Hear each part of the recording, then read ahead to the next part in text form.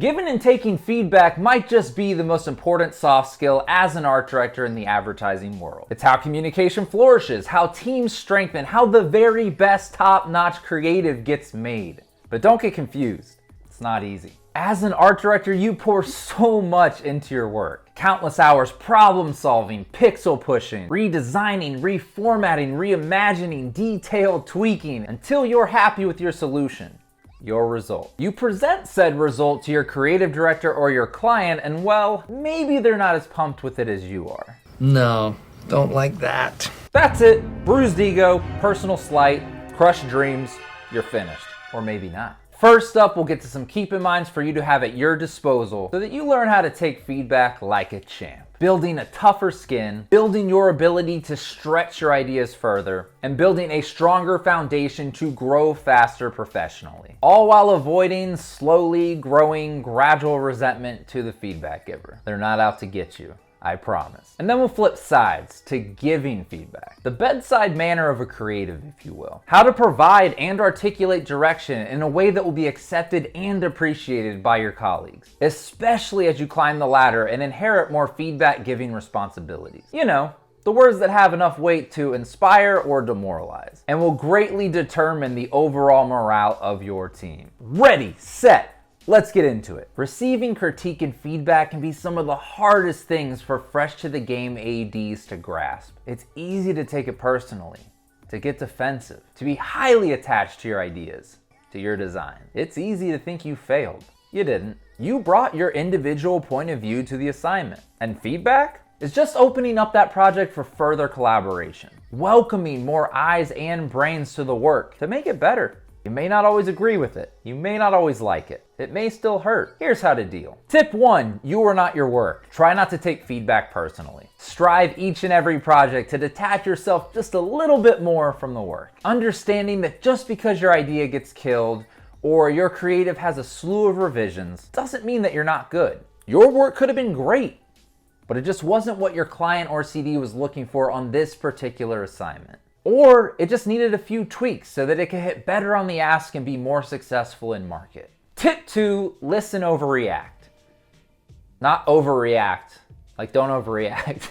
Listen instead of react. Really take in the feedback and see the feedback giver's point of view. Keep your cool, don't get defensive or combative. Try to understand where they're coming from, and be solution forward rather than shut down and resistant. Once you're open and welcoming of feedback, you and your work will grow in stride. Tip 3, ask questions. Clarification and understanding is key to moving forward after feedback is given. If the feedback doesn't make any sense, or you're not completely understanding the issue that needs changing, ask questions until you have a complete grasp of what is being asked to revise. Don't walk blindly back into solution mode when you're not 100% on what the problem even is. Try to ask questions that give you more concrete and objective direction. For example, you may tend to get comments like, make it pop, make it more exciting.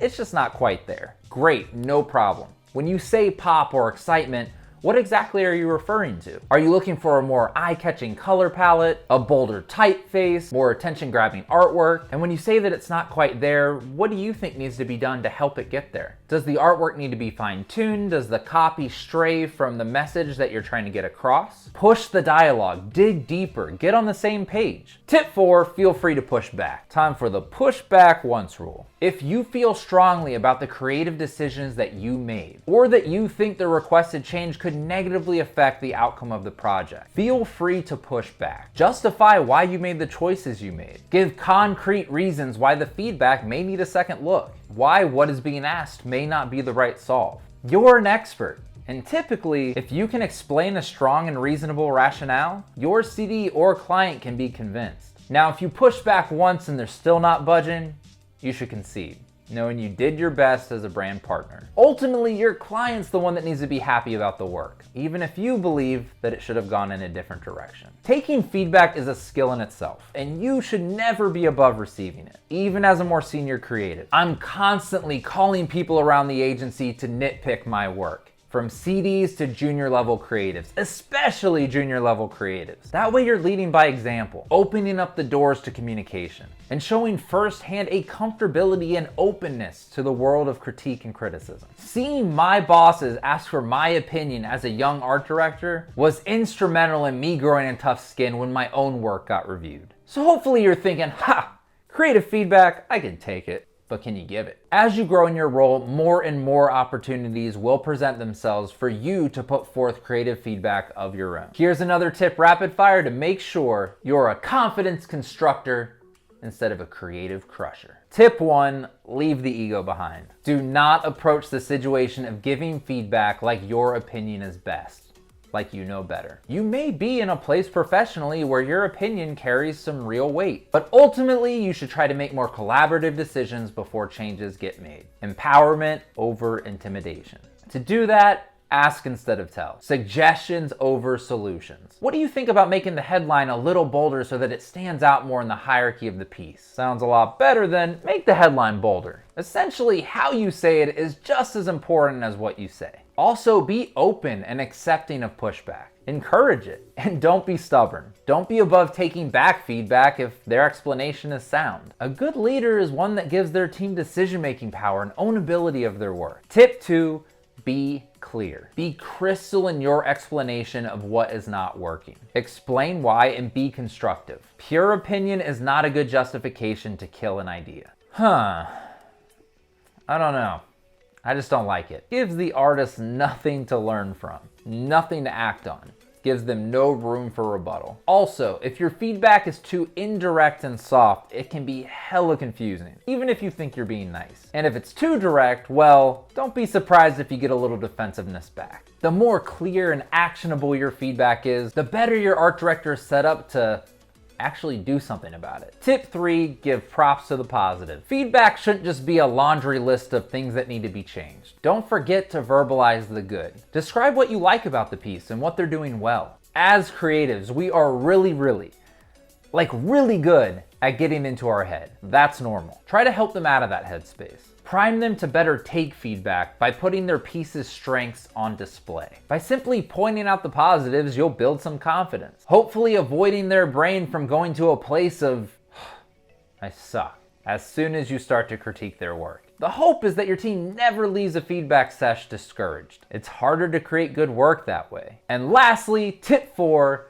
let them find the answer. Look, I get it. Especially with some experience, you may know exactly how to solve the problem at hand. For a more balanced layout, move this there, make this bigger, make that smaller, change the weight of your typeface, increase your illustration stroke width, create just a little bit more separation between your design elements, maybe add some softer shadows, and that'll be good. But try to avoid that if all possible. The very best feedback, even more effective and worthwhile than the suggestion giving we talked about in tip 1, is to provide someone with the ability to come up with the answer on their own. Point out the problem, use prompting questions like, how do you think we could create a little bit more breathing room and balance in the piece? Empower resolution. That means when you feel like stepping in and basically moving the mouse yourself, try taking a step back and letting the creative cards fall where they may. Give your team the time and space, the room, for their problem-solving skills to grow, so that on future projects, they'll be better at critiquing their own work, at looking out for potential issues before they exist, and being more efficient at finding their own solution faster. Taking and giving feedback can be tough, especially in the often subjective advertising industry. You will misstep, you won't always be perfect, but as long as every piece of feedback given or received is approached with mutual respect, openness, and positivity,